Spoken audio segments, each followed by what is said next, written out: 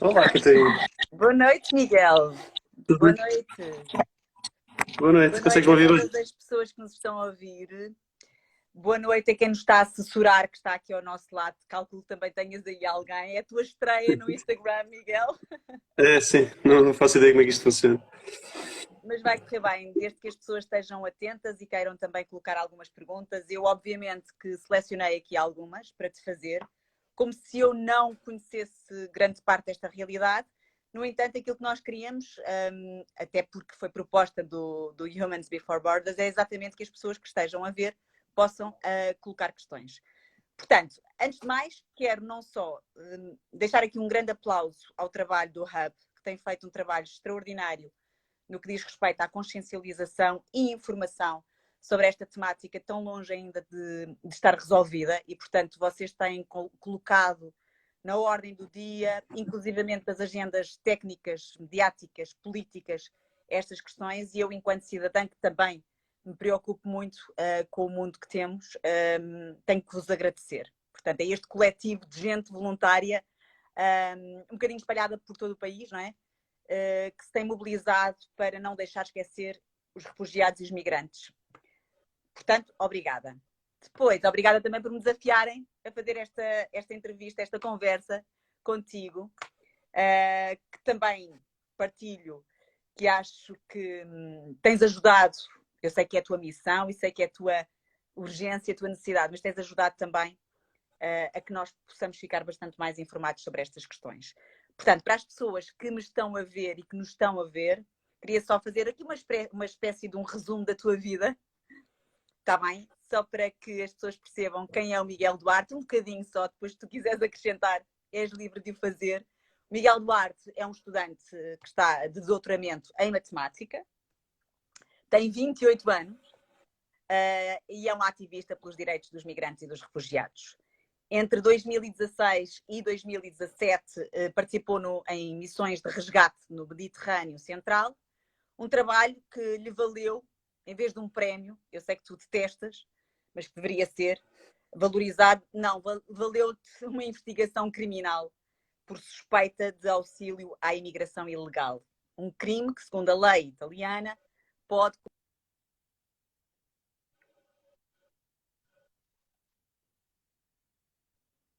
da campanha do Hub, que é salvar vidas não é crime.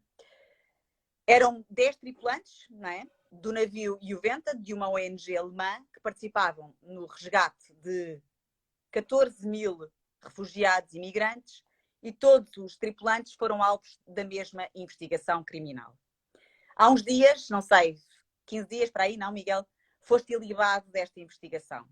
No entanto, o caso continua a ser seguido no tribunal e alguns dos teus colegas de missão não foram ilibados. Portanto, ainda estão sob essa suspeita terrível de auxílio à imigração ilegal. E é bom que se frise isto. Enquanto se está a salvar vidas, está-se a ser condenado por auxílio à imigração ilegal.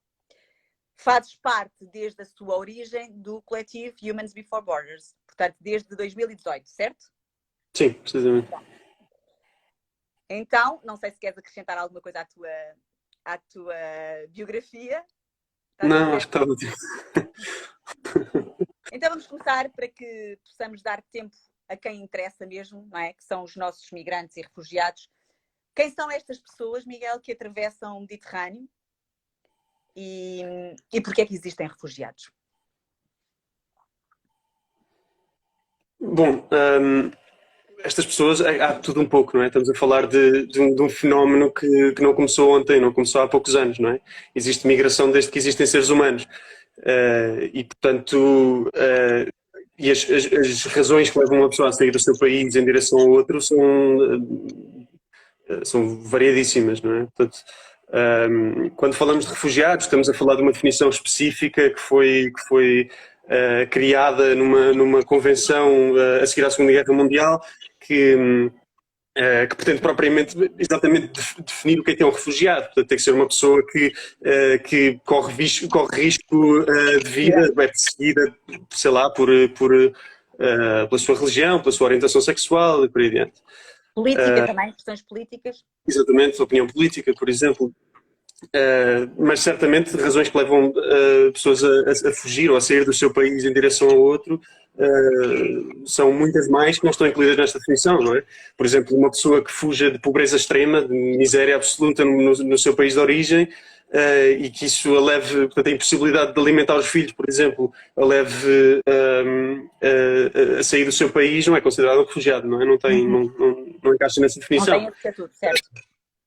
Exatamente. Hoje em dia até temos uma dualidade um bocado, na minha opinião, um bocado perniciosa, que é esta coisa, esta dicotomia entre refugiado e imigrante económico, que por si só não faz juízo de valor, mas a maneira como é utilizada e como foi criada é precisamente para estabelecer uma hierarquia de razões pelas quais uma pessoa pode ou não sair do seu país, não é? Portanto, pessoas que são refugiadas tendemos a aceitar como, sim, é uma necessidade de saírem, pessoas que são migrantes económicos tendemos a não aceitar tão facilmente. Eu assisti a essa realidade, Miguel, desculpa interromper-te, na Colômbia com os migrantes refugiados da Venezuela, não é? E que não tinham esse estatuto, mas que na verdade não tinham que comer e tiveram que atravessar a fronteira para ir para a Colômbia. Portanto, eu compreendo perfeitamente o que estás a dizer. Basicamente, um refugiado deveria ser,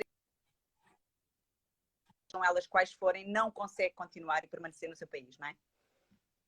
Olha, e no que diz respeito a estes refugiados, estes migrantes que tu conheceste no Mediterrâneo Central, estas pessoas, de que forma é que elas estavam a atravessar as águas? O que é que tu viste? Bom, lá está, isto é um fenómeno que nem na Europa nem no resto do mundo se pode dizer que começou num certo dia ou num certo ano, não é? Mas o que temos visto nos últimos anos, por razões políticas, geopolíticas, nos últimos anos, é que temos visto um fluxo crescente de pessoas a tentar vir de países fora da Europa para países na Europa. Temos como casos flagrantes a guerra da Síria, por exemplo, que estalou em 2011, a guerra civil na Líbia, por exemplo, também.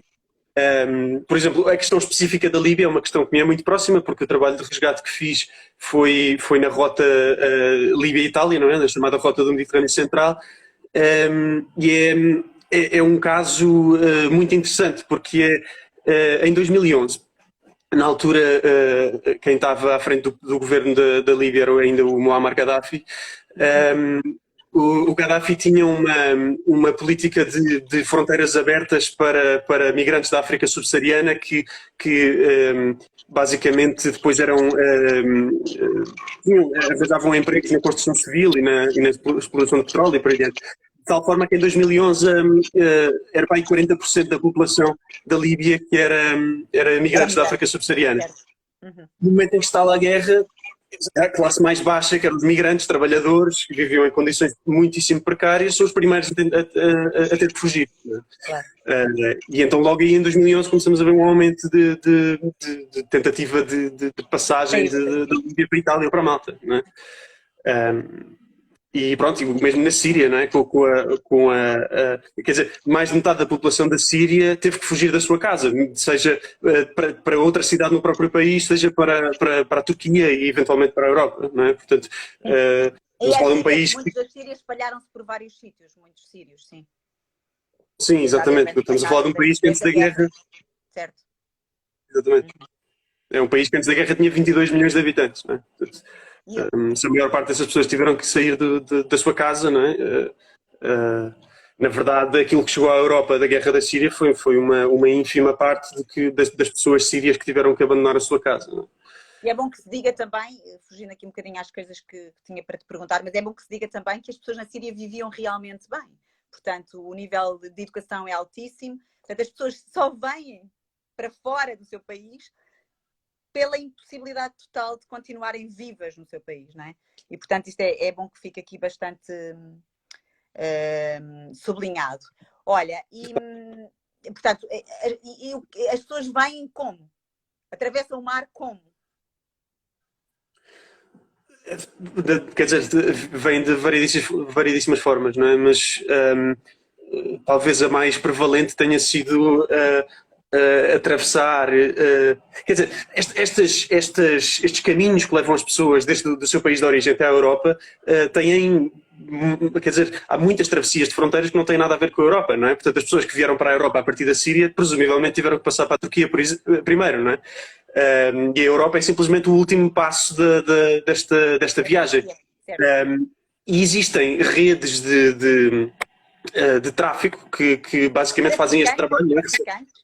Exatamente, recebem o dinheiro das pessoas que querem fugir e pronto, e lá se comprometem a fazer este serviço que é de passar as pessoas ilegalmente de um lado para o outro da fronteira. E acho que é importante frisar aqui sublinhar aqui um detalhe em relação a isto, que não é assim tanto um detalhe, que é porque é que pessoas, como tu estavas a dizer, na Síria, que têm um certo nível de vida, têm possibilidades financeiras e por aí adiante, têm que pagar a traficantes para passar fronteiras, não é? Porque é que não simplesmente não se metem num avião e vêm para a Europa, que até seria bastante mais barato do que, do que fazer, e muito menos arriscado, não é? Do que fazer essa travessia.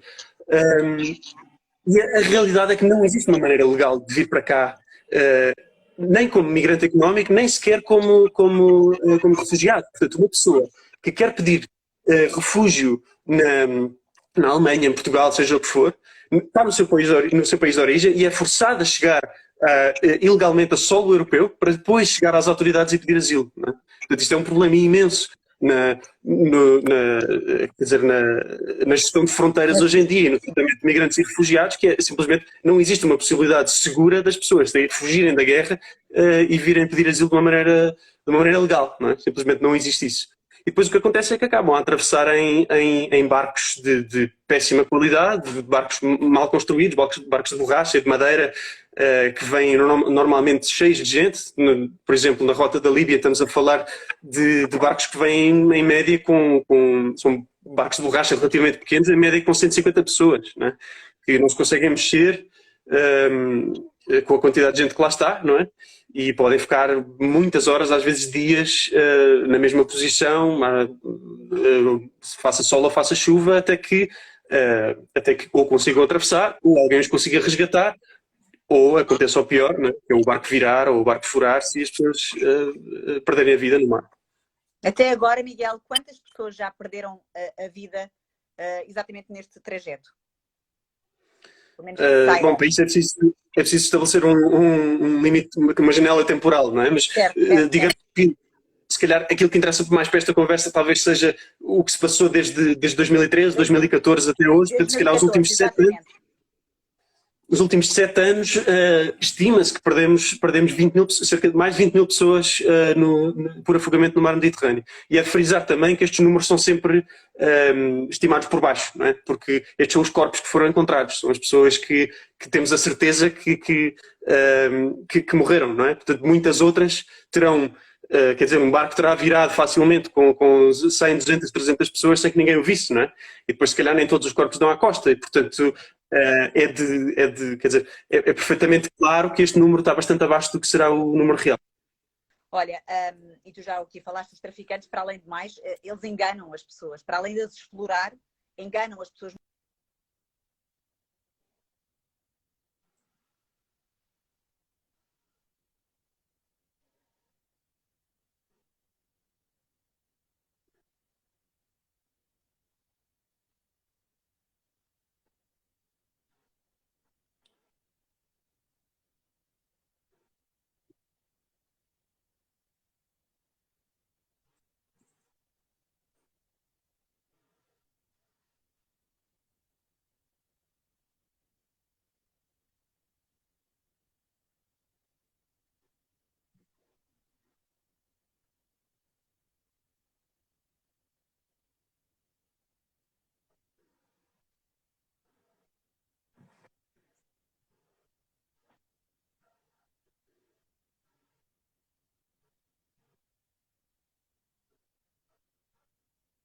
Hum.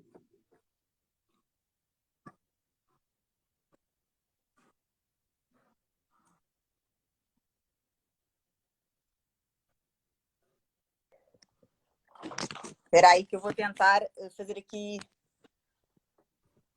Estão a dizer que não se ouve, vamos fechar. É, há aí umas interrupções. É. Será que tenho que mudar Tu aqui? consegues ouvir-me bem?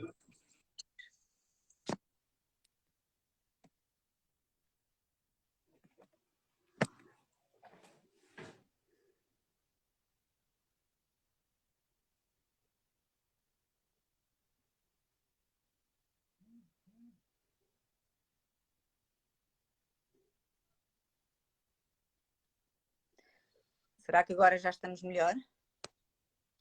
Ouço-te bem. Estás-me a ouvir bem agora? Estou sim, estou sim. Ops, mas eu não te estou a ver. Agora Também não já. te vejo. Agora vejo.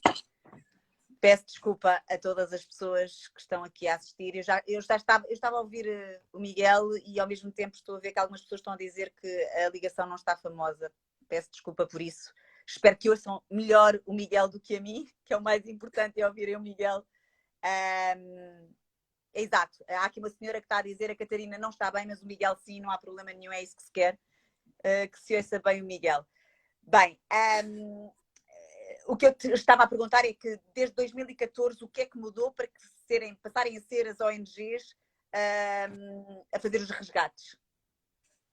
Esse é um ponto que eu também muito importante, que é basicamente em 2013, portanto, desde 2011 o fluxo migratório no Mediterrâneo Central, portanto, da Líbia para Malta e para a Itália, foi aumentando e aumentando e aumentando. A certa altura, em 2013, houve uns naufrágios enormes em que morreram centenas de pessoas.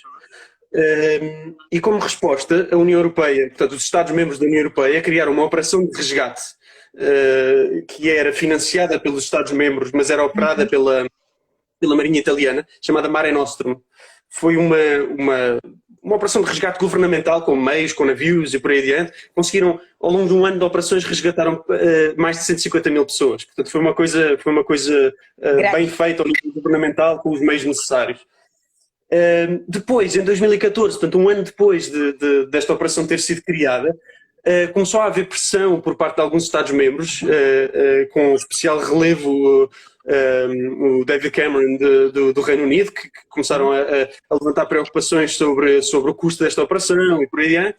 E a operação foi cancelada e foi substituída por uma operação da Frontex, que é a Guarda de Fronteiras da União Europeia, digamos, com pá, um terço de financiamento e que não tinha propriamente o objetivo de fazer resgate, era uma operação de controle de fronteiras. Portanto, até é um bocado errado dizer que substituiu, porque não tem propriamente o mesmo objetivo, embora tenha sido apresentado como tal.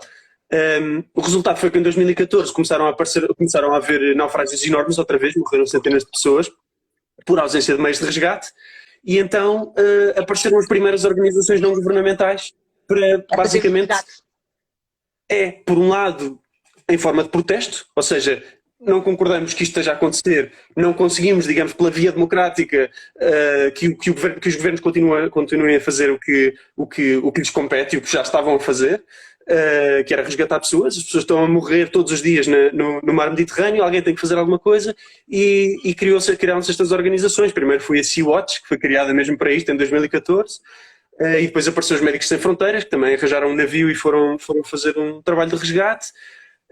E a partir daí começaram a aparecer mais organizações que foram basicamente juntando apoio da sociedade civil, foram fazendo angariações de fundos e por aí adiante, e juntando apoio, quer dizer, grassroots, não é? da base, basicamente, de pessoas em geral que queriam apoiar, e não dos governos, não das instituições, e basicamente puseram-se lá no sítio onde estas coisas estão a acontecer, que é nesta rota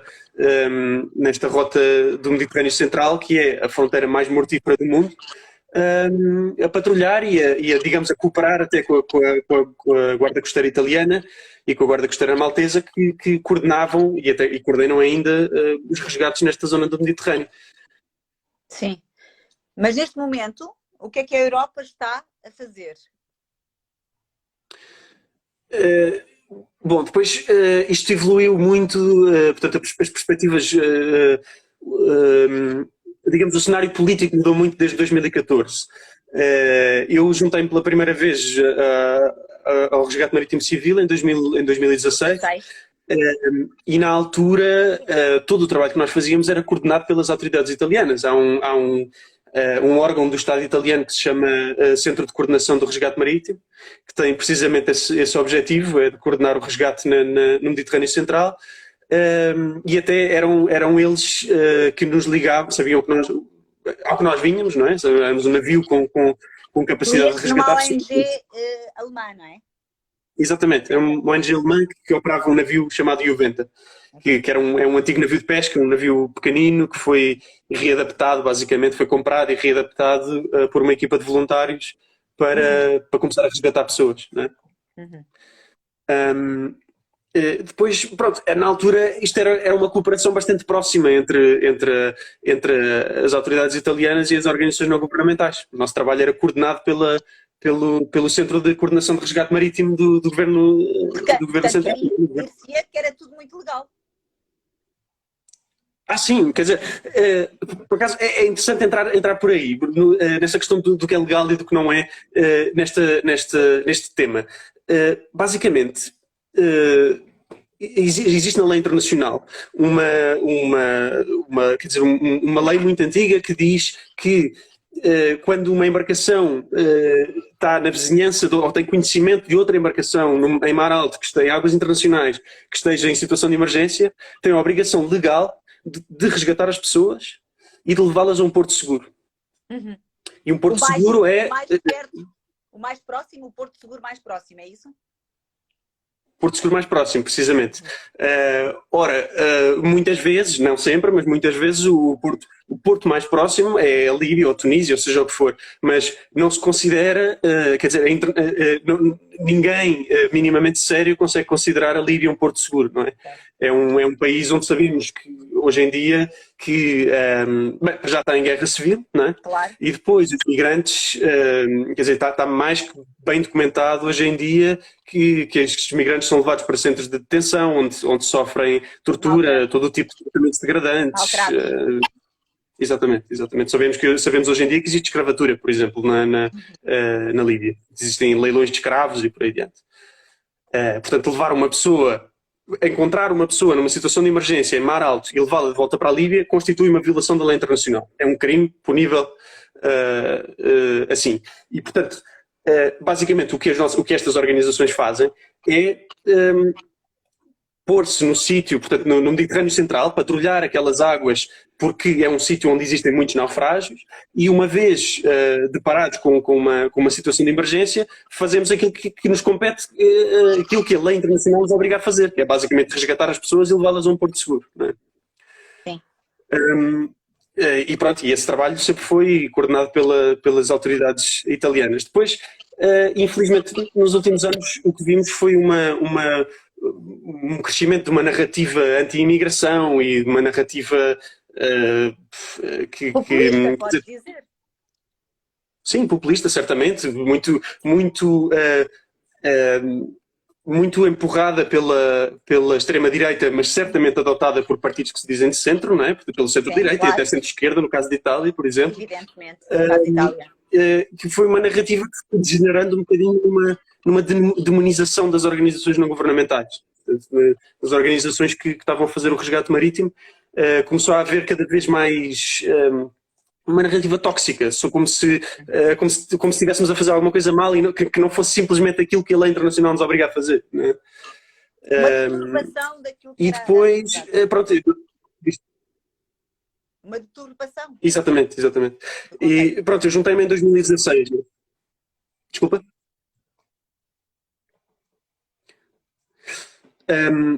Pronto, eu juntei-me em 2016. Estás a ouvir, Catarina? Sim. Exatamente. Pronto, eu juntei-me a uma equipa de resgate em 2016 e fui fazendo algumas missões de resgate no Mediterrâneo, neste navio chamado Juventa, até 2017. E em agosto de 2017 o nosso navio foi obrigado a aportar em Lampedusa. Na verdade, até é preciso dizer que foi obrigado a sair da zona de resgate, sabendo que havia barcos a precisar em situação de emergência, a precisar de resgate. Fomos obrigados pelas autoridades italianas a aportar no porto de Lampedusa, uma ilha italiana, e o navio foi arrestado pela polícia e foi-nos dado a conhecer que havia uma investigação criminal que recaía sobre alguns membros da tripulação, que na altura não sabíamos quais eram. Pronto, e basicamente estávamos a ser, aí nesse dia soubemos que estávamos a ser investigados por suspeitas de 3 crimes. Um era tráfico humano, outro era auxílio à imigração ilegal e outro era posse de armas de fogo. Estás a imaginar a nossa cara quando vimos isto, não é? Parecia não que consigo sequer imaginar, não consigo sequer imaginar. E pronto, nós na altura ninguém sabia o que é que estava a passar, nenhuma das organizações fazia ideia do que é que estava a passar, e viemos a descobrir com pesar que fomos apenas a primeira. Na verdade, desde então, desde agosto de 2017, todas as organizações não governamentais que fazem resgate ou fizeram no Mediterrâneo Central sofreram algum tipo de criminalização, portanto apareceram acusações e investigações por geralmente era este tipo de suspeitas de auxílio à imigração ilegal e tráfico humano e por aí adiante. Eu honestamente não percebo de onde é que veio a posse de armas de fogo, entretanto isso caiu e como deves imaginar, mas na altura foi disso que nos investigaram. Pronto, eu acho que é importante dizer que porque quer dizer, acho que uma pessoa diria, é preciso confiar na justiça, uma pessoa qualquer que olhe para estes casos diria, é preciso confiar na justiça e, portanto, se é preciso investigar, investigue-se, não é? E depois, se as pessoas estiverem inocentes, terão a oportunidade de o provar, não é? E eu estou perfeitamente de acordo com isso. Acho que o Ministério Público italiano e o Ministério Público de qualquer país têm toda a liberdade e, se calhar, até o dever de escrutinar totalmente as ações destas organizações e devem fazê-lo. O que acho que é monstruoso é que os navios estejam arrestados enquanto estas investigações estão a decorrer. Não é? Portanto, o que aconteceu foi que o nosso navio operou desde 2016 até 2017. Em 2017 foi arrestado e ainda hoje está arrestado. Ou seja, durante este período... Exatamente, portanto, há 4 anos. O navio operou durante 1 ano. Exatamente. Portanto, estamos a falar de um navio cuja tripulação participou no resgate de 14 mil pessoas e que, durante 1 ano, e que está impedido de atuar, de operar, de resgatar, que foi para isso que foi restaurado, nos últimos 4 anos. Não é? É uma coisa absurda, completamente absurda, não é? Quer dizer, investigue-se, faça-se as investigações que se quiser, mas deixe os navios operar, porque estamos a falar de milhares e milhares de pessoas que morrem todos os anos por falta de meios de resgate, não é? Oh, Miguel, não faz sentido nenhum. Deixa-me aqui só pôr aqui 2 questões ao mesmo tempo. Por um lado, obviamente, é estas condenações absolutamente absurdas que não se consegue perceber de onde vêm, que parece até que são justificações para não se fazer aquilo que se deve fazer. Por outro lado, de facto, a Europa não está a fazer aquilo que deve fazer, não é? Como é que tu virias, para além do trabalho das ONGs e de pessoas que são voluntários não matemáticos, o que é que a Europa deveria evidentemente fazer?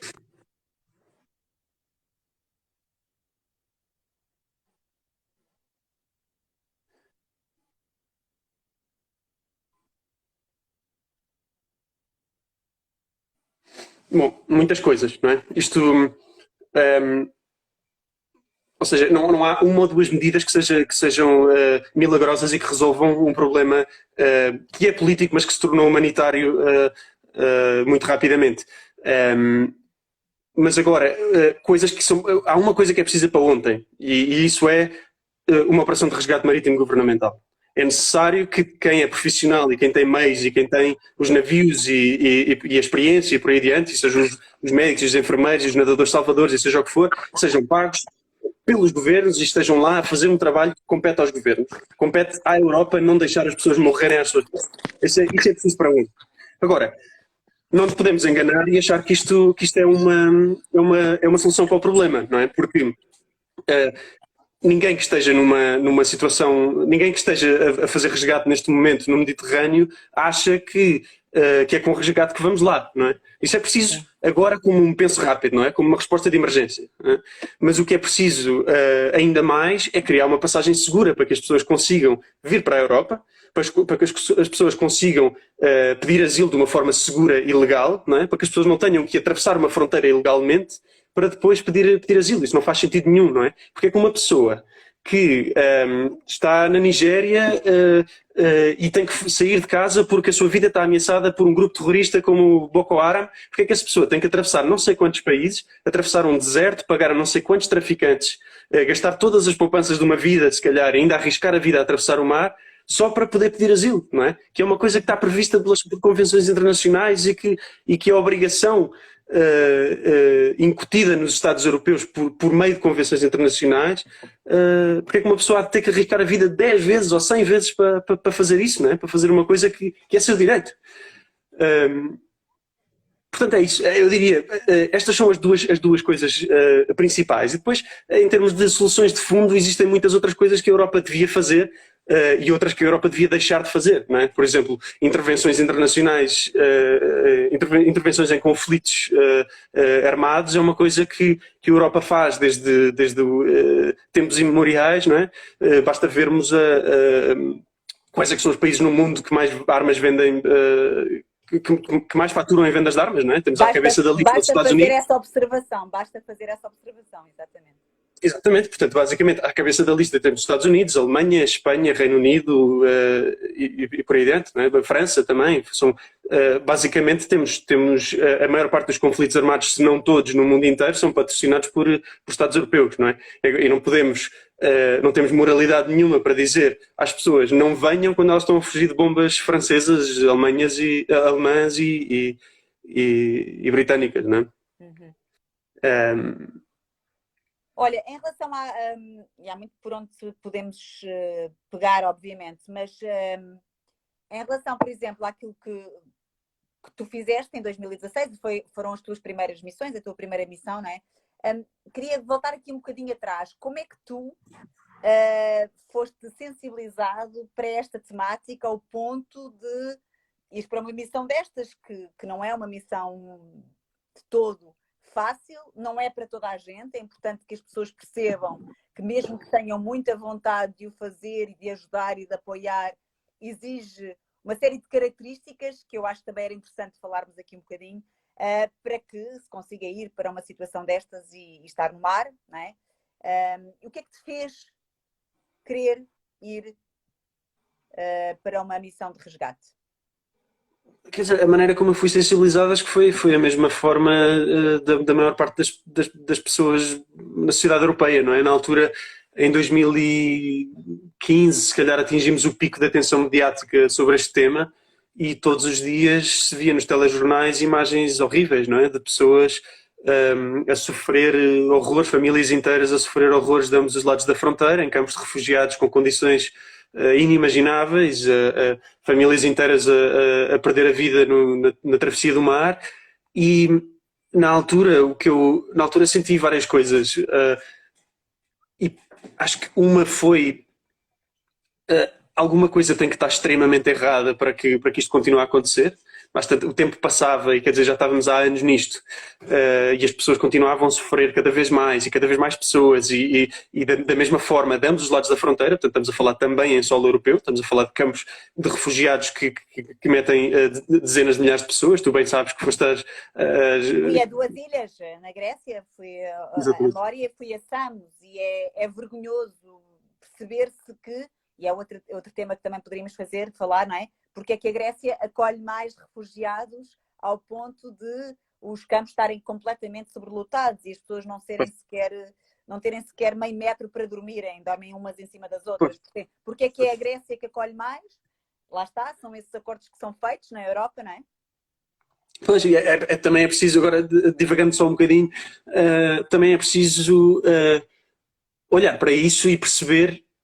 Bom, para já uma coisa absolutamente importante, que é perceber que a crise dos refugiados não é uma questão humanitária, é uma questão política, primeiro que tudo. Portanto, não é um furacão ou um tsunami que se abateu sobre uma certa Não é um região terremoto, e que as não é pessoas um estejam... tsunami, exatamente. Não é uma catástrofe Nada disso. natural. Não é uma Nada catástrofe disso. natural que nós temos todos que acolher, porque. Não, é uma situação que tem solução, não é? Que tem Exatamente. solução. Haja Tem. vontade política. E é criada por questões políticas. É Exatamente. criada. E o segundo ponto que eu queria fazer aqui não é só criada por questões políticas, é criada intencionalmente por questões políticas. Ou seja, a União Europeia tem, quer dizer, não há falta de meios na União Europeia para que se evite pôr 20 mil pessoas num campo como de Moria, em que há uma casa de banho para cada 300. Não é? Não existem falta de meios na Europa para impedir que mães e bebés morram de hipotermia numa tenda de verão em cima do asfalto numa ilha grega, não é? Debaixo da neve. Não existe falta de meios. Isto não é falta de meios, não é falta de dinheiro para fazer estas coisas, não é? Porque não custava literalmente nada deixar estas pessoas passar, não é? A questão é, esta precariedade e este problema humanitário é criado intencionalmente por políticas europeias para manter estas pessoas nesta situação e de alguma forma desincentivar a travessia, digamos, não é? E depois, para ainda elaborar um bocadinho mais nesta questão da intencionalidade por parte dos Estados europeus, e já nem falo tanto da criminalização da qual eu fui alvo, não é? E da qual tantos colegas meus são ainda alvo, mas também a União Europeia foi fazendo ao longo dos anos acordos com a Turquia e com a Guarda Costeira Líbia, por exemplo, fez um acordo com a Guarda Costeira, a chamada Guarda Costeira Líbia, que não passa de mais uma milícia armada a lutar pelo controle de partes do país numa guerra civil. Quer dizer, um acordo perfeitamente às abertas, em que a União Europeia financia esta milícia dá dinheiro, financia dinheiro, com dinheiro. Muito abertamente para interceptar barcos de pessoas que vêm a fugir da Líbia em direção à Europa e levá-las de volta para a Líbia, né? Como dizíamos no início da conversa, que é uma violação da lei internacional e que é intencionalmente e abertamente financiada pela União Europeia, né? Patrocinada. Portanto, é uma violação de leis internacionais, é um crime internacional patrocinado pela UE. Né? E onde é que íamos com isto? Onde é que não, eu gostava que tu explicasses então porque é que são feitos esses acordos, não é? Ou seja, é uma forma de alguns países da União Europeia de facto não acolherem, não é? Pois, quer dizer, exatamente, quer dizer, pegamos no exemplo mais característico, foi o acordo que em 2016 foi assinado com a Turquia, entre os Estados-membros da União Europeia e a Turquia. A União Europeia comprometeu-se a pagar 6 mil milhões de euros à Turquia para manter os refugiados e os migrantes em solo turco. Não é? Portanto, não é uma questão de falta de meios, não é? Quer dizer, a precariedade em que os migrantes e os refugiados são mantidos nos campos de refugiados da Grécia custa certamente muito menos do que 6 mil milhões de euros, não é? Certamente. E, portanto, não é uma questão de fundos, não é uma questão de dinheiro, não é uma questão de partilhar ou não recursos, porque nós estamos a despejar os nossos recursos para outros países lidarem com o problema, não é? Sendo que depois, na Turquia, eles são muito maltratados. Sim. A Turquia neste momento é a casa para 4 milhões de refugiados, mais ou menos. E eu fiz algum trabalho nos campos de refugiados do oeste da Turquia e as condições, quer dizer, se as condições nos campos de refugiados da Grécia são más e são desumanas, nos campos da Turquia são inimagináveis. São comunidades inteiras sem acesso a água potável, quanto mais a cuidados médicos e educação. Não é? Mas mesmo com as autoridades, eu também entrevistei alguns que passaram por lá e foram maltratados mesmo com as autoridades, pelas autoridades no momento em que chegam ao país. Exatamente. Olha, e voltando um bocadinho aqui à questão de terem sido tu teres sido ilibado. Tu foste ilibado desta investigação criminal de uma forma bastante aleatória, porque é preciso dizer também que os teus colegas, vocês eram 10 no total, não é? Que estavam nessa missão, alguns deles continuam sob investigação e outros foram ilibados tal como tu. Tu percebes porquê? Porque é que uns foram ilibados e outros não? Não, de maneira nenhuma. Na verdade, bom, se calhar, como falámos há bocadinho de 2017, quando a investigação começou, Depois, em 2018, é que fomos constituídos arguidos. Portanto, em junho de 2018 começámos a receber em casa cartas.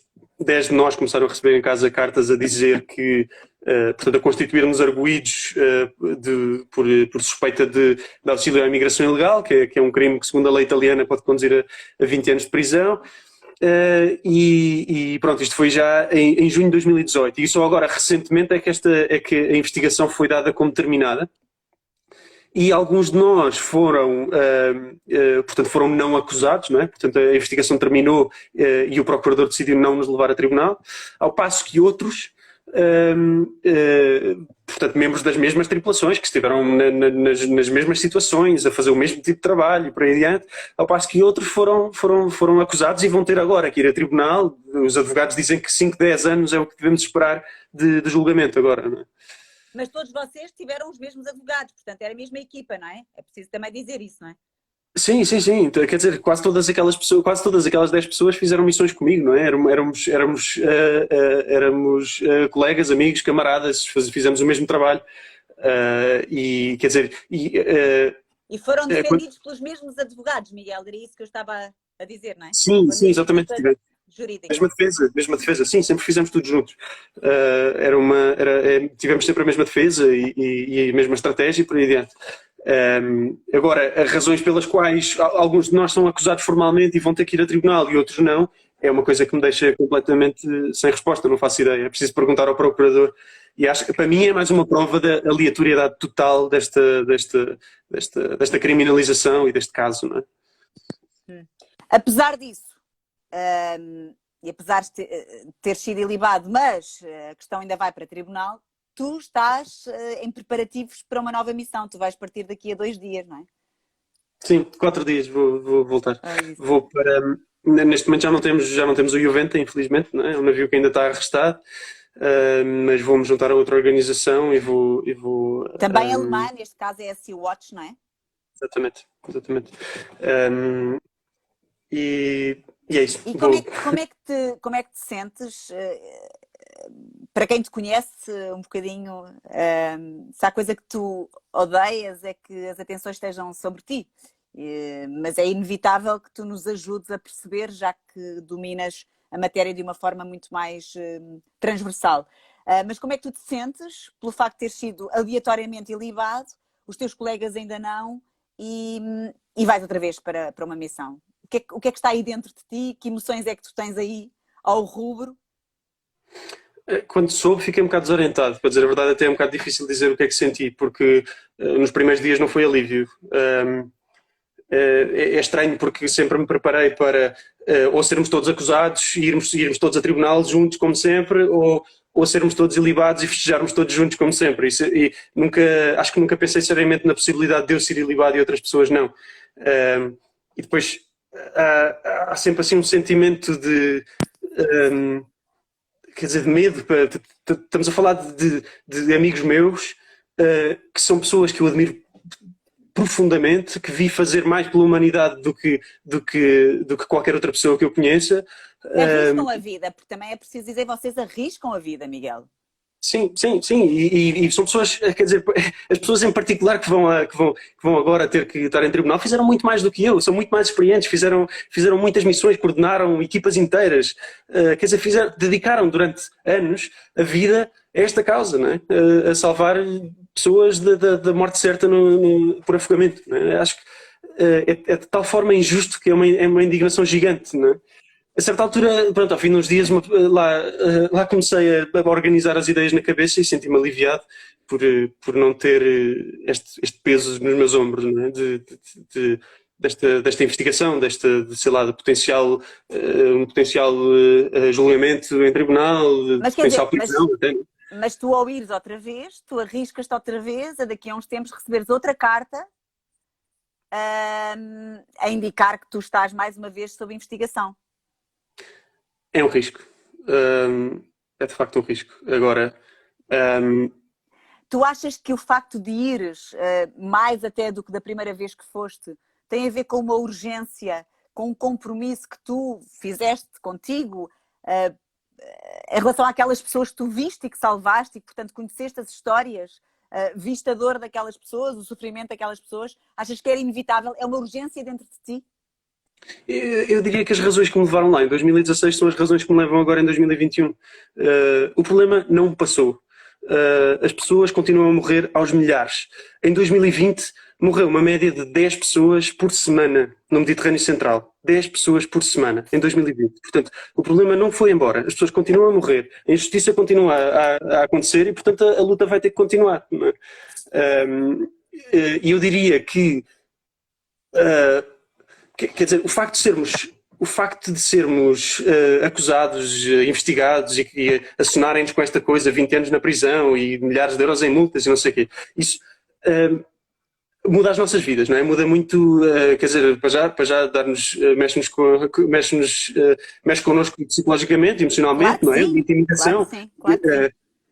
E mexe com as nossas vidas porque tivemos que nos virar ao contrário, não é? O que nós fazíamos era resgate e passámos a ter que fazer comunicação, não é?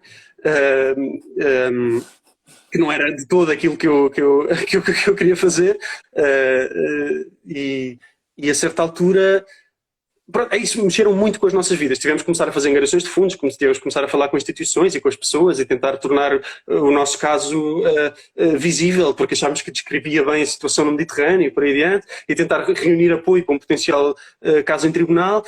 Portanto, esta acusação e esta investigação mexe muito com as nossas vidas, mas não mexe com os nossos princípios, não altera a razão pela qual estávamos lá, não é? Na verdade, se alguma coisa até reforça. Dá-nos mais uma motivação. Portanto, na altura não sabíamos que podíamos ser criminalizados pelo trabalho que estávamos a fazer. Sabíamos que o trabalho é absolutamente necessário e queríamos fazê-lo e íamos fazê-lo. E fizemos-lo. A seguir somos criminalizados, portanto aparece uma repressão estatal sobre nós por causa do trabalho que fazemos. Então a partir daí diria que o trabalho se torna até mais necessário. É mais necessário resistir, é mais necessário não nos deixarmos intimidar, juntarmos e continuar a fazer o trabalho que fazemos, não é? Imagina o que seria se em 2017, depois do primeiro caso de criminalização ali sei lá, na história recente no Mediterrâneo Central, o navio era arrestado. Imagina que todas as organizações diziam: não estou para isto. E paravam todas. Não pode ser, não é? Quantas pessoas já teriam perdido a vida? Quantas pessoas perderam? Imaginemos quantas teriam perdido se não houvesse. Se as pessoas se tivessem deixado de intimidar, não é? Certo. Olha, fez-me aqui lembrar uma questão que foi exatamente quando aconteceu isto, tu mobilizaste também com o Hub, deste entrevistas, fizeste um crowdfunding, uma campanha e foste recebido por alguns políticos. A minha pergunta não estava combinada. Aliás, muitas destas perguntas não estão combinadas para que as pessoas possam perceber também que há aqui uma genuína curiosidade da minha parte, que é, ao mesmo tempo que tu estavas a dar a conhecer esta tremenda injustiça, estavas também a fazer advocacy, não é? Estavas também, juntamente dos nossos políticos, a explicar aquilo que tu viste, que é inadmissível e que desde 2014, de facto, a Europa está a encolher os ombros, mais do que encolher os ombros, porque encolher os ombros parece uma coisa pacífica, não é? Está a empurrar as pessoas para a morte. E isto é mesmo verdade. Tu tiveste respostas concretas, promessas concretas, ou nem por isso? Quer dizer, na altura falei com vários partidos e falei com o Ministério dos Negócios Estrangeiros e com a Presidência da República e por aí adiante. Quer dizer, diria que houve algumas instituições, houve alguns partidos e políticos em particular que apoiaram a causa, não é? E que ajudaram a ecoar a voz. Exato, isso é de facto uma intervenção útil, de tornar, portanto, estamos a falar de pessoas que têm visibilidade, não é? E portanto, ser vocais em relação a este tema, e quer dizer, e apoiar de forma perentória o resgate marítimo civil, como fez, por exemplo, como fez o Estado português, né? E como não fez, pelo menos, nada parecido nenhum outro Estado europeu, que eu tenha conhecimento. Isso é muito útil, não é? Agora, é útil para nós as 10 pessoas europeias que se veem nesta situação, não é? Mas o problema não é sobre nós não somos a parte mais afetada de tudo isto, não é? Isso é uma coisa interessante que acho que é importante sublinhar, que é esta criminalização da solidariedade, não é? Esta criminalização da ajuda humanitária, na verdade é apenas uma parte mais visível de um todo maior, que é a criminalização da migração, não é? Que é esta maneira de olhar para as migrações como um crime. Que é uma coisa crescente na Europa. Cada vez olhamos mais para as nossas fronteiras como uma fortaleza, como muros que são, quer dizer, Interrogáveis. Exato, e são permeáveis a bens e a pessoas com certos passaportes, mas são impermeáveis a pessoas com outros passaportes. Cada vez mais olhamos para a migração como um problema securitário, não é? Como um problema de segurança da população europeia, seja o que for, não é? E por isso cada vez mais tratamos os migrantes como criminosos, e por isso cada vez mais tratamos, só por isso que cada vez mais tratamos trabalhadores humanitários como criminosos, porque estamos a ajudar os supostos criminosos que são os migrantes, não é? E portanto, na verdade, o que era mesmo preciso não era tanto ajudar ou apoiar ou ser vocal em relação só à criminalização da solidariedade, mas depois também utilizar os poderes que os Estados têm, e o Estado português tem, não é?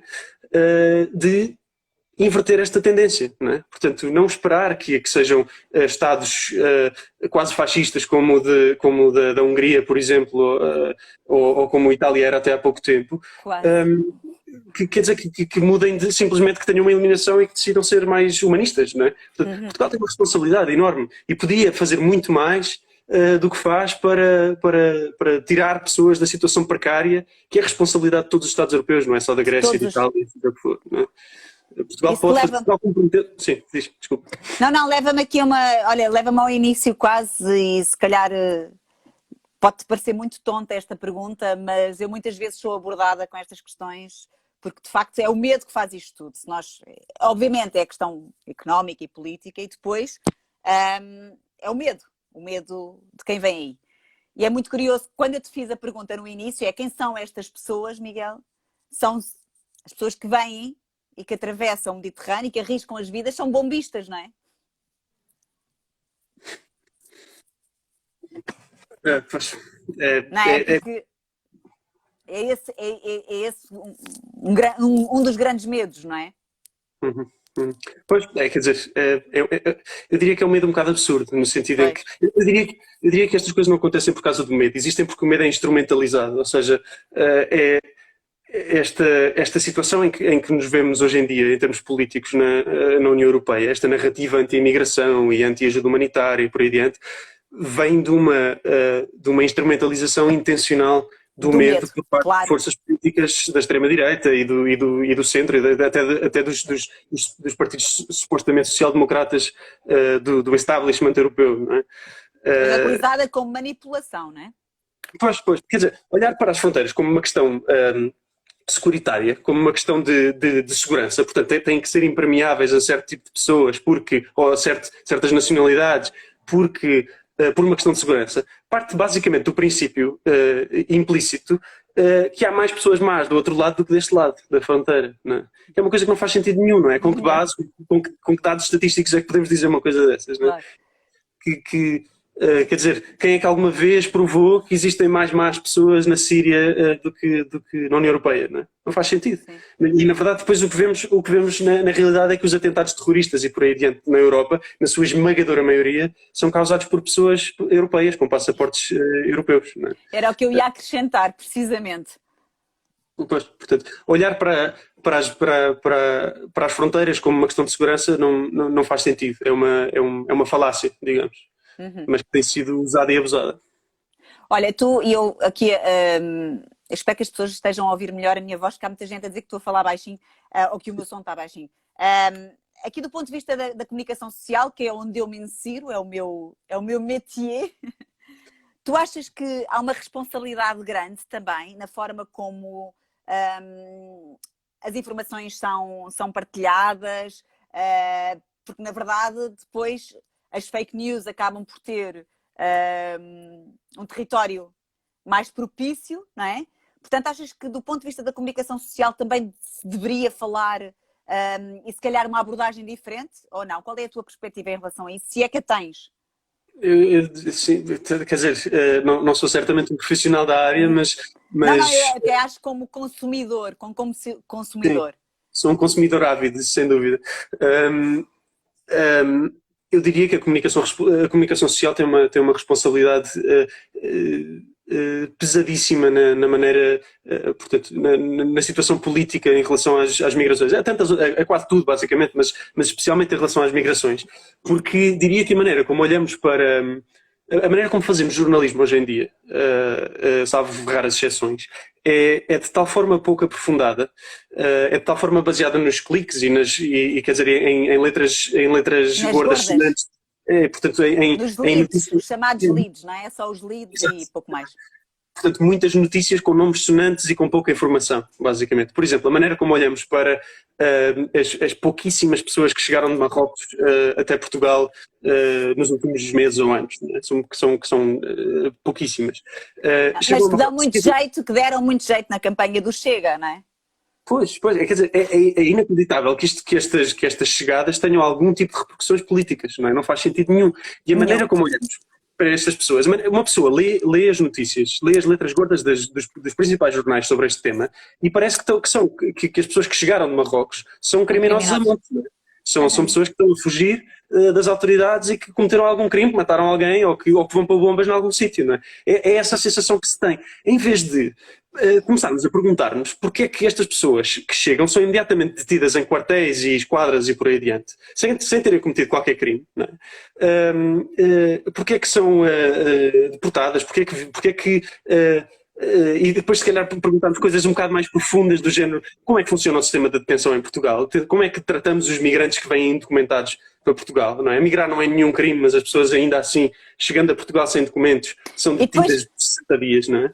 e outros, como é que são feitos os contratos, os pseudocontratos, em que muitas destas pessoas estão a viver em contentores, a fazer trabalhos absolutamente explorados e em condições miseráveis aqui em Portugal? Claro, claro, claro. Temos uma população migrante gigantesca em Portugal, trabalho indocumentado que o Governo e o Estado e o CEF sabem perfeitamente, quer dizer, basta ir a qualquer cidade do Alentejo ou do Algarve, sítios onde os migrantes trabalham em condições absolutamente miseráveis. Quer dizer, e tratamos-los assim, não é? Em vez de proporcionarmos uma possibilidade destas pessoas se legalizarem, quer dizer, tratarmos-los como trabalhadores em Portugal, que descontam impostos e por aí adiante, não é? E pronto, acho que o problema da comunicação social é muito este, é que não fazem. Não há tempo para fazer as perguntas mais profundas, não é? Para ir em vez de olhar para estas pessoas simplesmente como criminosas e dizer 3 ou 4 coisas sonantes sobre a situação destas pessoas, era preciso que a comunicação social tivesse tempo e meios para ir mais fundo, fazer as perguntas que interessam, não é? Questionar o sistema, questionar a maneira como fazemos as coisas, questionar as nossas leis e a nossa maneira de tratar migrantes na sociedade portuguesa. É uma das crises atuais na comunicação social é exatamente a falta de tempo.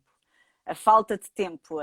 A ideia falsa de que promover imediatamente a notícia, sendo que ela não está sequer explorada, nem dando voz a quem deve ter a voz, não é? Porque temos que ouvir estas pessoas, não é falar em nome delas.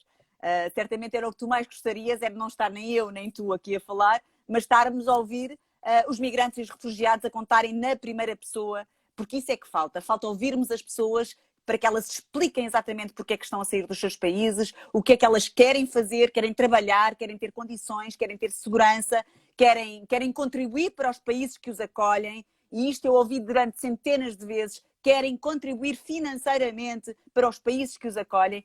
E isso é que seria, de facto, o tempo ideal, o tempo de ouvirmos as pessoas, ter tempo para ouvir as pessoas, para que mudemos este tempo tão terrível que estamos agora a assistir. Tu, na tua missão, tu certamente tiveste momentos, calculo eu, bastante comoventes, não é? Eu acho que às vezes passarmos essas experiências, que não é uma palavra que eu gosto particularmente, mas esses testemunhos, pode ser importante para que também possamos perceber, mais uma vez, a pergunta do início: quem são estas pessoas? O que é que tu viveste nessa tua missão? Como é salvar uma pessoa que está desesperada? Se é que me consegues explicar, Miguel? Bom, é difícil pôr por palavras quer dizer, todos os detalhes e os efeitos psicológicos e emocionais deste trabalho, não é? Do trabalho de resgate. Acho que passaram por mim milhares e milhares de pessoas no Juventa.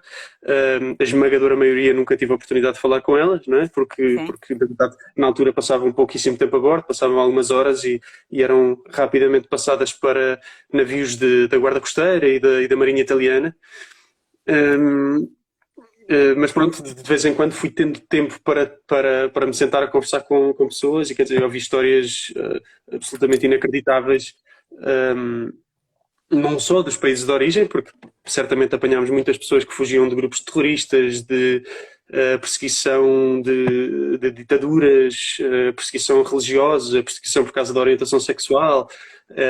Apanhámos histórias absolutamente horríveis dos países de origem, mas diria que as piores de todas as histórias que ouvi, são sempre sobre a Líbia e sobre o que se passa na Líbia. As pessoas contam horrores sobre os centros de detenção, onde as pessoas contam histórias de tortura, contam histórias de violações, de extorsão.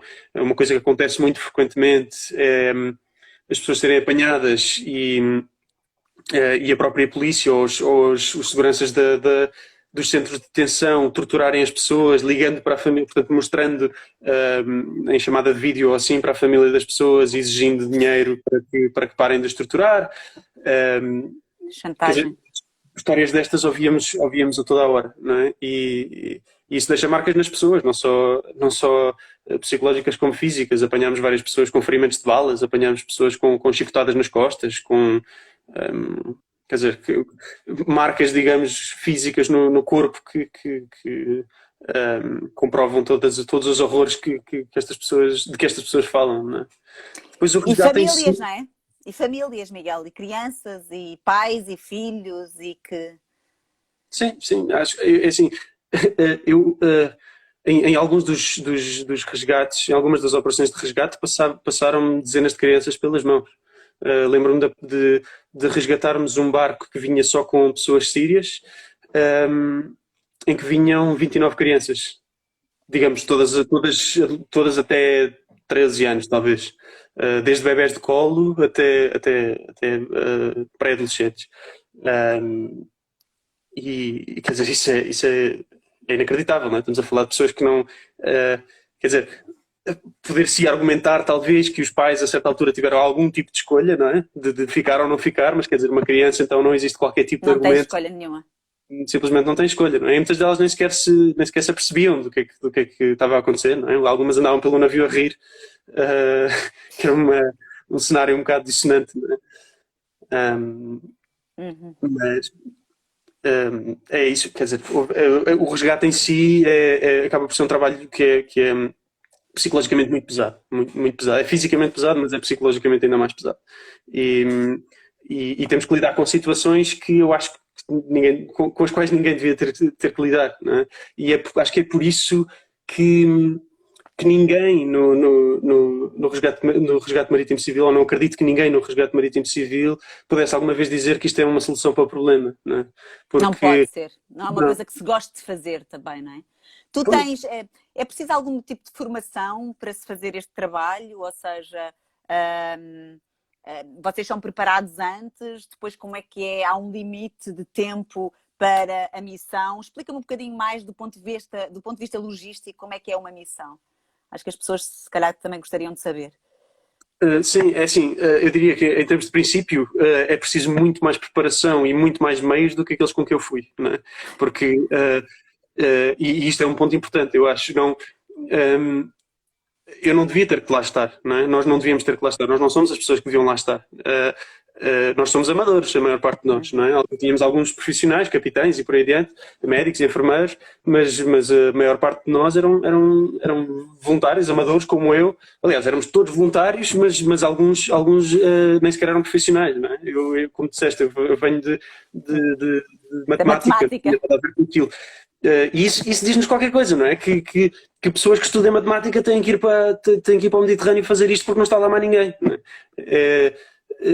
Diz-nos, isso fala-nos da dimensão do problema. Mas pronto, posto isto, eu diria que na altura tínhamos algum treino, quer dizer, tínhamos horas e horas de reuniões a discutir como atuar nos mais variedíssimos cenários que poderíamos apanhar. Também tínhamos treinos sei lá, de coisas muito práticas, como agarrar uma pessoa para puxar dentro da água para fora da água, não é? Que é uma coisa que até é fisicamente bastante difícil. E depois todas as questões técnicas de viver a bordo de um navio e de estar a bordo de um bote de borracha que faça o resgate propriamente dito, a distribuição de coletes salva-vidas. Acaba por ser um trabalho bastante técnico, não é? E o resgate acaba por se tornar uma espécie de performance, no sentido em que ou se faz bem e a coisa corre bem e as pessoas vivem, ou se faz mal e as pessoas morrem, não é? O que quer dizer que também tens em cima de vocês, também tem uma responsabilidade muito acrescida, não é? E uma tensão, e uma pressão em cima. E essa responsabilidade sente-se todos os dias. Eu diria que acho que, quer dizer, qualquer pessoa que lá esteja sente a certa altura se calhar eu não devia estar aqui, se calhar devia estar, é um bocado síndrome do impostor, não é? Sim, se calhar eu não devia estar aqui, devia estar outra pessoa mais profissional, não é? Sim. Mas pronto, o facto é que estamos ali porque não há pessoas mais profissionais a fazer aquilo. Olha, e existe um tempo limite que é aconselhável, vocês depois têm que vir embora, porque em muitas das missões de voluntariado existe um tempo conforme o enquadramento. Em guerra, por exemplo, não é? Situações em que tu tens que vir embora, senão a tua própria sanidade mental pode estar em causa, não é? Pois, é assim, eu acho que basta um dia lá para a tua sanidade mental estar em casa, porque depende muito do que vês e depois depende completamente da maneira de cada pessoa, que cada pessoa tem de lidar com situações potencialmente traumáticas. Na altura diziam-nos, as missões tinham cerca de 3 semanas e aconselhavam-nos a não fazer mais do que 2 seguidas, digamos. Depois íamos para outros sítios e voltávamos e por aí dentro. Eu na altura fazia as missões em que me queriam, portanto convidavam para missões e quando não estava em missões ia para os campos de refugiados da Grécia, estive com a plataforma de apoio aos refugiados. Certo, com a PAR. Estive na Turquia também com outras organizações a fazer trabalho humanitário e depois quando podia voltava para bordo, não é? E depois acabei por parar por causa da criminalização, não é? Porque o navio foi arrestado e eu fui constituído arguido. Que é exatamente a razão pela qual nós estamos aqui hoje, é exatamente para, apesar de ser o dia das mentiras, é inacreditável como tu foste constituído arguido quando estavas a salvar vidas, tu e os teus 9 companheiros. Já passou mais de 1 hora, eu tenho, no entanto, aqui algumas perguntas, algumas só. Convém dizer que há aqui um senhor, que não sei bem qual é o nome, porque ainda não percebi, que está constantemente a dizer que estas pessoas são ilegais e por isso, por serem ilegais, é que elas não devem entrar porque são ilegais e basicamente não saímos disso. As pessoas não são ilegais, não sei o seu nome, mas as pessoas não são ilegais. Pronto, ponto número 1. Respondo eu, desculpa. Porque acho que não dá para responder mais. Tenho aqui algumas. O Miguel acha que a tentativa de condenação a que foi sujeito pelo governo italiano seria diferente sem o Salvini? Não há aqui também uma atitude marcadamente política? Tu já respondeste mais ou menos a isto, mas se quiseres... Mas há um ponto importante a frisar aí, é que não foi o governo do Salvini que iniciou isto, não foi. Na verdade, o Salvini sempre foi muito mais vocal e quer dizer, digamos que é uma versão, em termos de migrações, é uma versão do PD sem vergonha na cara. O PD, o Partido Democrático, Partido Democrático, certo. Está neste momento no governo. Sim. Portanto, a criminalização, portanto, o Iuventa foi arrestado, a investigação iniciou-se e fomos impedidos de operar quando o governo que estava no poder era do Partido Democrático. Só depois é que o governo caiu a certa altura e o Salvini fez uma coligação, portanto a Lega Norte fez uma coligação com o Movimento 5 Estrelas. Nessa altura foi a altura em que fomos constituídos arguidos e, portanto, este governo também já caiu e já está lá o Partido Democrático à mesma, que não revogou, por exemplo, os decretos do Salvini anti-imigração, não é? Portanto, criticaram muito o Salvini porque era muito anti-imigração. Mas depois mantiveram as leis que o Salvini decretou, basicamente. Decretou, portanto, continua tudo na mesma. Depois, não terá a União Europeia forma de resgatar estas pessoas de forma legal? resgatar as pessoas de forma... Não existe forma ilegal de resgatar as pessoas, acho. Era isso a resposta que eu queria que tu desses. Não, na verdade, o que é ilegal é não resgatar, não é? Como falámos no início. A lei internacional obriga as pessoas a resgatar. Portanto, eu diria até que é não só legal, como a obrigação dos Estados europeus de resgatar estas pessoas e levá-las a um porto seguro. E ninguém nasce ilegal, é preciso dizer. Assim como ninguém nasce pobre, nasce com olhos azuis e tal, cabelo castanho, mas ilegal e pobre não se nasce. Miguel, por acaso está aqui uma que é a minha última, portanto vou saltar. Há uma outra que eu já sei a tua resposta porque falámos ao telefone esta semana. Tu vais partilhar os relatos desta tua missão, estás de partida daqui a 4 dias, não é? Para a Sea-Watch. Se vou partilhar os relatos da missão, não sei, logo vejo, tenho que pensar, porque tenho que pensar e tenho que falar com... Quer dizer, isto acaba por não ser uma escolha só minha, não é? Estamos a falar vou estar inserido em toda uma organização que tem toda uma política de lidar com esse tipo de informação. Portanto, quer dizer, na altura logo falarei com eles e logo em conjunto com o resto da tripulação e o resto da organização decidir qual é que é a melhor forma de comunicar este tipo de coisas. Agora, nestas missões vêm sempre jornalistas a bordo ou pessoas que fazem filmes e por aí dentro, ou fotógrafos. Portanto, são pessoas já da área da comunicação que depois transmitem estas histórias de uma forma muito mais profissional do que eu consigo fazer. Agora, pronto, dentro das minhas possibilidades, no mar ou em terra, vou sempre tentar o máximo possível falar sobre isto e tentar que esta situação não perca momento, não é? Não perca atenção das pessoas e mediática e política principalmente. Principalmente política, não é? Esta era a minha pergunta, que há mais pessoas aqui também a quererem saber: de que forma é que as pessoas que não vão contigo na missão podem ajudar? Como é que se ajuda esta causa? É uma pergunta que também me fazem variedíssimas vezes.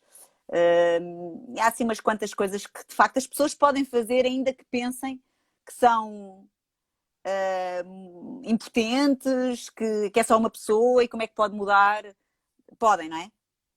Sim, é isso. Cada um tem... todos nós temos responsabilidade nisto, não é? Eu não quero responsabilizar o cidadão comum por um problema que é político, é dos decisores políticos, é de uma classe política, portanto, é criada por políticas que não são basicamente o cidadão comum que cria, não é? Não quero correr o risco de dizer que é o cidadão, o trabalhador português que cria a crise migratória, não é? É uma elite política que o faz. Agora, todos nós temos a responsabilidade de tomar parte ativa num problema que é nosso, que é um problema de todos, não é? E não tenho fé nos decisores políticos ou no poder representativo, no poder legislativo, nos governos, nos Estados, para resolver este problema sem que haja pressão popular. É preciso, para que se resolva de alguma forma, para que caminhemos para uma solução deste e de qualquer outro problema em termos políticos, é preciso cidadãos informados. É preciso que as pessoas se informem e estejam à procura sejam críticos em relação à informação, se informem, vão ver números e vão ver jornalistas sérios portanto, trabalhos aprofundados, jornalismo, quer dizer, e participem em conversas com especialistas e com pessoas que viram e que lá estiveram, que ouçam as organizações não governamentais que estão no terreno e que discutam este tema, não deixem este tema cair no esquecimento. E depois acho que há coisas muito práticas que é possível fazer para apoiar organizações que estão a lutar pelos direitos dos migrantes. Se calhar de uma forma indireta, cá em Portugal, por exemplo, e temos um caminho longuíssimo a percorrer em termos de proteção dos direitos dos migrantes. Volto a falar da detenção de migrantes por parte do CEF. Temos centros de detenção que são sítios onde inspectores do CEF cometem violações dos direitos humanos a toda a hora, que estão registadíssimas, documentadíssimas por anos e anos de relatórios da Provedoria de Justiça e por aí adiante. São sítios absolutamente horrorosos. E é assim que tratamos basicamente os migrantes que chegam aos nossos aeroportos indocumentados, basicamente, e dos quais o caso mais famoso foi o do cidadão ucraniano que morreu às mãos do CEF no ano passado, não é? Ano passado, por exemplo, sim.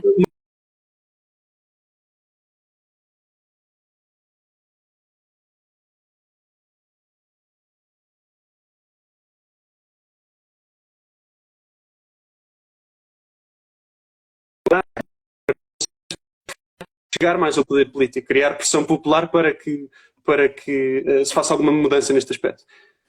Perdi-te um Podem, bocadinho, não sei se não ouviste.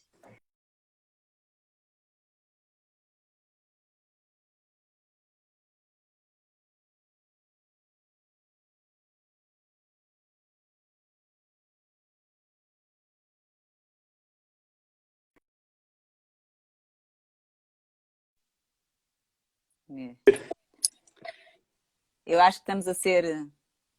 Estamos a ser expulsos pelo Instagram. Estamos a ser, não sei de que partidos são eles, deve ser pelos ilegais, mas tenho a impressão que estão contra nós. Há aqui algumas pessoas que dizem coisas bastante antipáticas que nos estão a bloquear, tenho a impressão. Estás-me a ouvir agora, Miguel? Estou a ouvir muito bem, estou a ouvir muito bem. Pronto, eu estava a dizer, assinar petições é uma antecedida por uma certa investigação e informação, não é? Recorrermos a fontes seguras para que depois possamos assinar petições e também podemos sempre estar bem atentos àquelas que são as propostas daqueles que vão a votos e que nós elegemos. E isso é uma coisa muito importante, sabermos exatamente quais são os programas dos candidatos para que não sejamos depois enganados em relação às próprias políticas, não é? Sim, sim, sim, certamente. Este problema é um problema que vai para ficar, não é? A questão das migrações na Europa e da crescente securitização das fronteiras da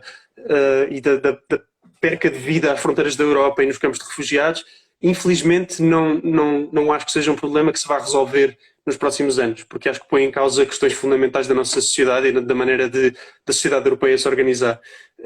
E por isso é absolutamente necessário que as pessoas tomem este problema como fundamental quando vão exercer o seu direito de voto, não é? Portanto, quando candidatos, quando existem partidos que se candidatam a cargos legislativos e cargos quer dizer, decisão política, é necessário que as pessoas, que isto seja um tema na agenda política, que as pessoas, que os candidatos se tenham que pronunciar e dizer basicamente o que é que tencionam fazer para resolver este problema ou para caminhar para uma solução. Não é? Infelizmente o que vemos em Portugal é que este não é um tema muito grande. Não é? Conseguimos passar campanhas eleitorais inteiras sem que se fale da questão das migrações, não é? Que é quanto a mim, um dos problemas mais fulcrais da sociedade hoje em dia. Uhum. Outra das questões, por acaso, foi aqui também levantada por uma ouvinte, uma seguidora, tem a ver com as práticas mesmo de inclusão no próprio país. Nós também, para podermos estar mais informados, temos também nós fazer parte dos seres que querem incluir, não é? Que querem participar numa integração efetiva, numa inclusão com sucesso. Sim, sim, claro. E aí cada um de nós pode fazer a sua parte, não é? Claro, claro. E existem organizações e pessoas e coletivos em Portugal a fazer um trabalho inacreditável em termos de acolhimento de refugiados e de luta pelo direito de refugiados e de migrantes. E é preciso conhecer essas organizações, falar sobre elas, apoiá-las no que for possível.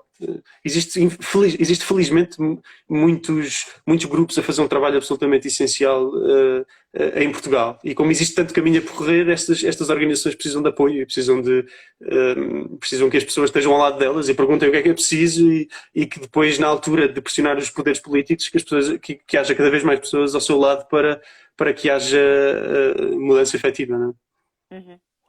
Miguel, acho que terminamos aqui, não é?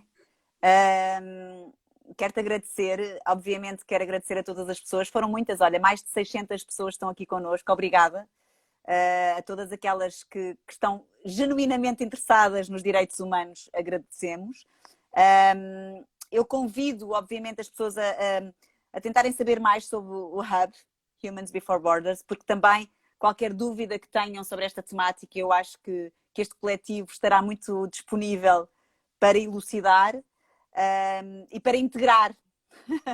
Quantos mais, como dizia o Zeca Afonso, venham mais 5, mais 7, mais 10, mais 20, mas venham mais em prol dos direitos humanos, venham mais para que possamos ter um país, uma Europa que não nos envergonha. Sabes que uma das coisas que eu fiquei nos Príncipes do Nada, e faço também aqui o apelo para que vejam, já que têm curiosidade, pelo menos aqueles que foram as reportagens feitas na Grécia, das coisas que mais me custou foi sentir vergonha de pertencer a um país da Europa, quando a Europa pode ser uma coisa tão, tão bonita, não é? Portanto, obrigada, Miguel. Não sei se queres acrescentar mais alguma coisa. Não, é isso. Pá, quero só agradecer aos meus amigos do Hub e a todas as pessoas, a ti em especial, e às pessoas todas que participaram. É importante, é mesmo importante. Olha, você piegas, sou mãe. Portanto, desejo-te uma grande missão, leva um bocadinho de cada um de nós, protege-te e faz o que todos nós gostaríamos que seja feito, está bem? Um beijo muito grande, Miguel. Obrigada por isso também. Um abraço. Beijinho grande, beijinho.